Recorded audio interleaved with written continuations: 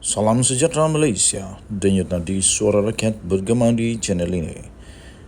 Jangan lupa tekan butang subscribe, like dan share. Malaysia kita punya, cintai Malaysiaku, kita jaga kita.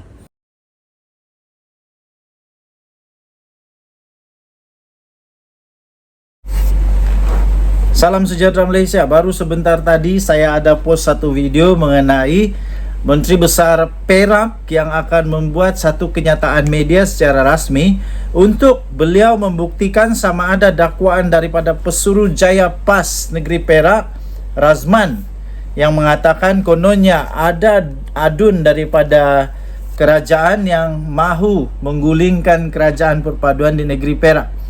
Dan sudah ada satu sidang media yang telah dilaporkan di bharian.com.my. Ternyata Razman kantoi. Ternyata apa yang didakwa oleh Razman betul-betul seolah-olah tipu, seolah-olah hanya dibuat-buat, seolah-olah itu adalah tak betul. Jadi ini agak memalukan lah dengan perkara benda yang diada-adakan ini, ya. Benda yang diada-adakan agak memalukan kalau itu daripada Pesuruhjaya PAS sendiri. Memang memalukan lah kalau Pesuruhjaya PAS sendiri terkantoi membohong, terkantoi menipu benda yang tak ada. Okey, jadi terbaru yang kita boleh lihat di sini ada satu tajuk berita. Sangat buruk jika Pesuruhjaya PAS berbohong. Itu kata Sarani. Dan apa yang terjadi ialah dalam satu gambar yang dinyatakan di sana, di dalam satu kenyataan media rasmi ini, semua adun-adun negeri Perak yang menyokong kerajaan bersama-sama dengan Sarani, sehingga Menteri Besar Perak iaitu Sarani Mohamad menyifatkan bahawa dakwaan Razman Zakaria yang mendakwa wujud gerakan untuk menjatuhkan pentadbirannya sebagai berbaur hasutan. Menurutnya, kerajaan negeri akan mengambil tindakan susulan berhubung kenyataan yang telah dibuat oleh Pesuruhjaya PAS Perak itu kerana ia boleh mendatangkan kegusaran kepada masyarakat. Katanya, ya, kalau sampai waktu kita rasa dia memberi gambaran tak elok dan menggugat keselamatan, jadi tak mustahil akhirnya nanti kita akan buat laporan polis. Sebab itu adalah kenyataan berbaur hasutan, katanya. Tambahnya lagi, ini sangat buruk. Betul, memalukan ini. Sangat buruk jika Pesuruhjaya PAS negeri berbohong. Waduh, tak mungkin lah. Takkanlah orang-orang begini berbohong, kan? Mereka ini ulama-ulama, jadi takkan berbohong. Sarani berkata demikian ketika beliau mengulas dakwaan Razman yang mengatakan beberapa wakil rakyat kerajaan negeri datang sendiri berjumpa dengannya ketika kabar angin wujud gerakan untuk menumbangkan kerajaan Perak. Bagaimanapun, Ketua Pembangkang DUN Perak terbabit mengakui dia tidak dapat memberikan bukti mengenai dakwaan berkenaan. Okey, so tuan-tuan dan puan-puan, kenyataan terbaru daripada Menteri Besar Perak, kerajaan perpaduan Perak masih stabil dan kukuh. Sekaligus tidak benar yang kononnya ada wujud satu gerakan untuk menjatuhkan pentadbiran tersebut, seperti mana yang didakwa oleh Pesuruhjaya PAS Negeri iaitu Razman Zakaria. Memang buruklah, katanya, ini sangat buruk jika Pesuruhjaya PAS Negeri berbohong.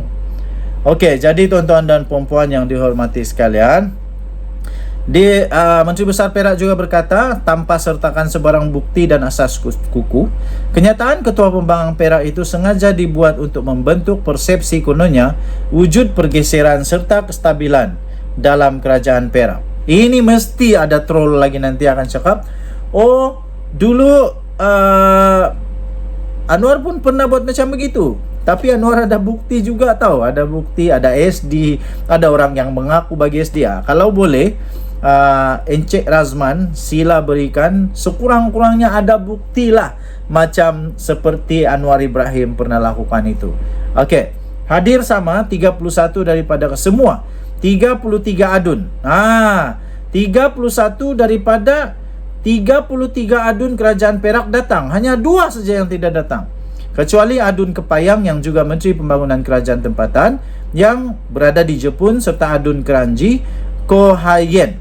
Sidang media itu diadakan bagi menjawab kenyataan Razman yang dilaporkan sebuah akhbar semalam yang mendakwa beberapa adun kerajaan datang sendiri berjumpa dengannya ketika kabar angin wujud gerakan untuk menumbangkan Kerajaan Perpaduan Negeri Perak.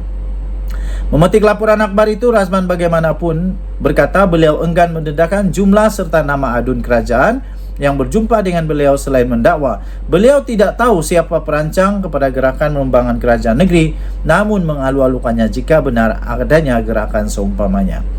Katanya ya, kalau sampai waktu kita sampai Menteri Besar Perak bersedia, kalaulah itu menyebabkan kegusaran teruk, mereka pun boleh untuk mempertimbangkan laporan polis, kerana itu satu yang bersifat hasutan, kata MB Perak itu. Okey, so tuan-tuan dan puan yang dihormati sekalian, Denyut Nadi Suara Rakyat bergema di channel ini. Jangan lupa untuk tekan butang subscribe, like dan share. Kantoi lagi, apa boleh buatlah. Jangan nangis, teruskan usaha. Bye bye. Salam sejahtera Malaysia. Denyut Nadi Suara Rakyat bergema di channel ini. Akaun Bersatu yang diketahui oleh seluruh dunia sudah dibekukan kerana sedang disiasat oleh SPRM berikutan rasuah kepada pemimpin-pemimpin Bersatu. Ada beberapa bos daripada Bersatu yang sudah pun didakwa, bukan hanya spekulasi, tapi sudah pun didakwa dan terpaksa akaun mereka juga dibekukan.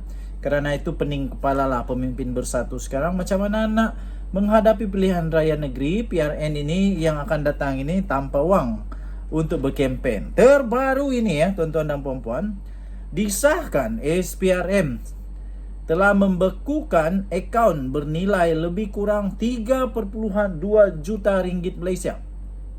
Beberapa akaun bernilai 3.2 juta dibeku. SPRM lengkapkan siasatan dan membuat tuduhan dalam masa yang terdekat. Siapa pula yang kali ini yang bakal dituduh?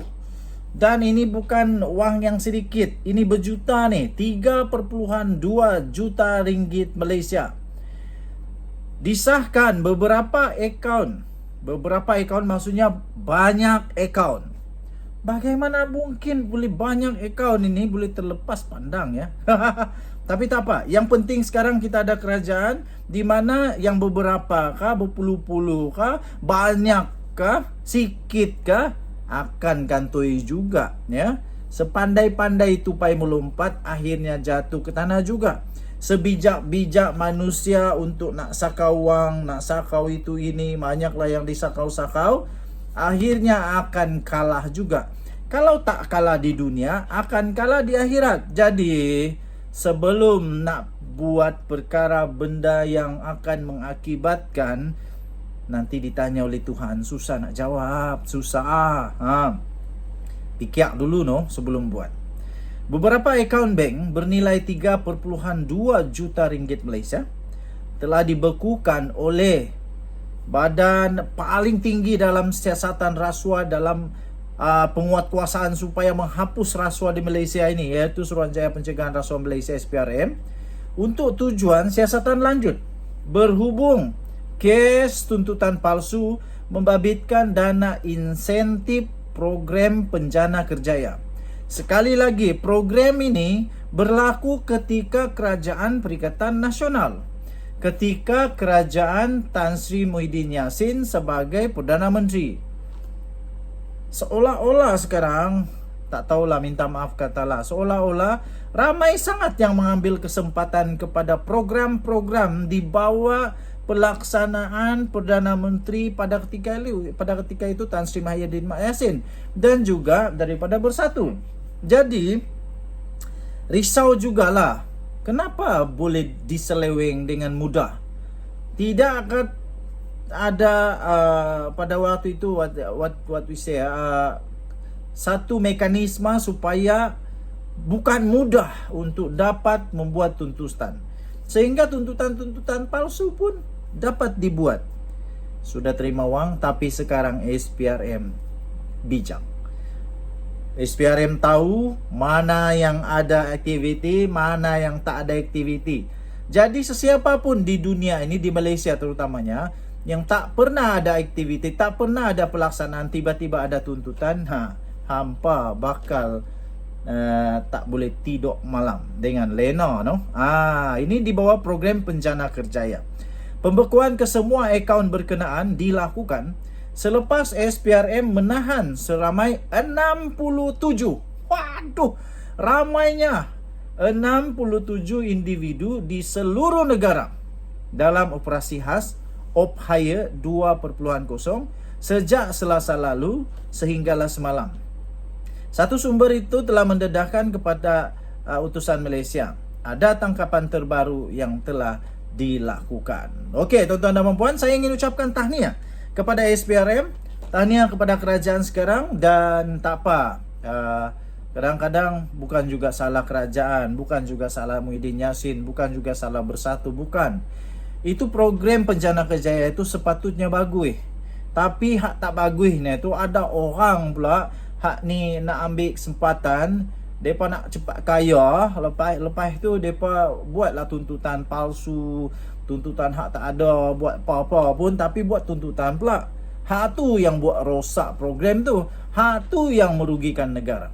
Terbaik SPRM, teruskan. Kita jumpa lagi. Bye bye.